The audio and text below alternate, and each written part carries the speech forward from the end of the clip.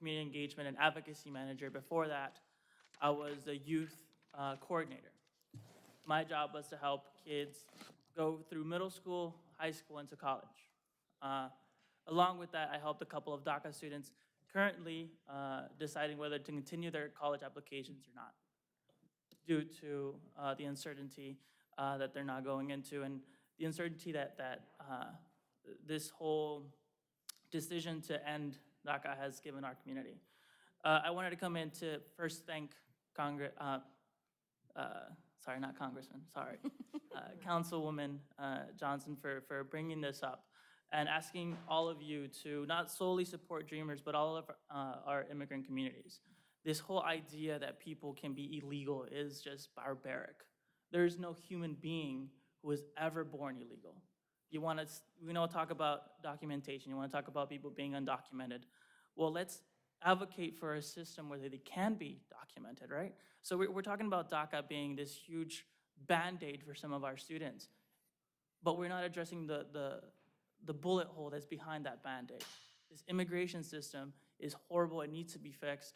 And I'm asking y'all to not only, well, you already passed this resolution, but not only support our DACA and our Dreamers, but to support our whole entire immigrant community and taking steps so that Durham is very much visible in supporting our immigrant community and taking steps so that they all know about it. So not just simply passing a resolution, but showing up at community events where most of our Latinx folks are present, where all immigrant folks are present, but also advocating, using your networks to advocate for our people.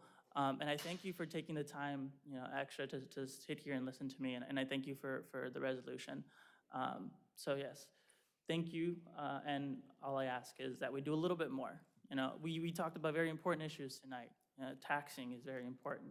People's income is very important. Zoning laws are very important.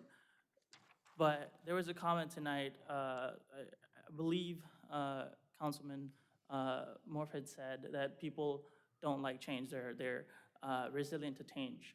Well, in some cases, it's very much warranted.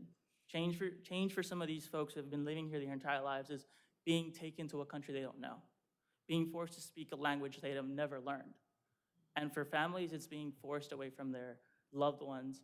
So with that being said, thank you again. And let's do a little bit more. That's my ask tonight.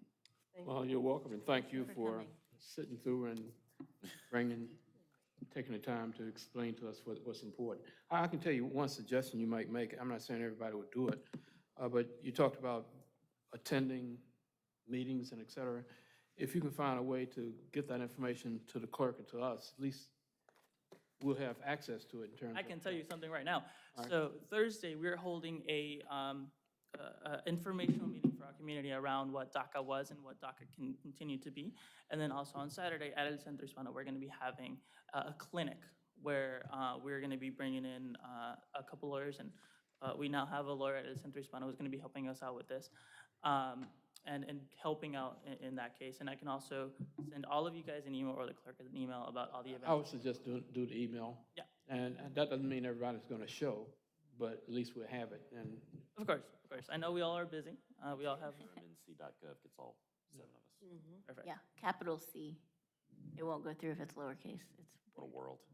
Yeah, I also want to thank you for being here. I also wanted to let you know I've asked our city administration to look into the city providing some funding for local organizations to assist local residents with DACA, and that would go through a process where we would put out a request and organizations would respond to the request. So we'll make sure that you all hear about that if we were able to move that forward. Please. So another thing that are these kids that now have to renew from one day to the next or from 1 week to the next is that not only some lawyers are charging to help them fill it out, but that's $495 that cannot be waived. Mm-hmm. And at least I know that most of my students don't have at least $500 to just throw on an application from one day to the next. And I know from the people that I've helped myself fill out these applications, it took them months to save up because of the fact that initially they weren't having the income that they could have. They didn't have that work permit. Some of them now have that work permit, Mm-hmm. and that's now in jeopardy. So again, if this is something that the council wants to pursue, we would be more than welcome to helping out in any way possible. I know Carborough has done similar resolutions. And we're looking forward to working with them as well. Thank you. Thank you for your work. Thank you.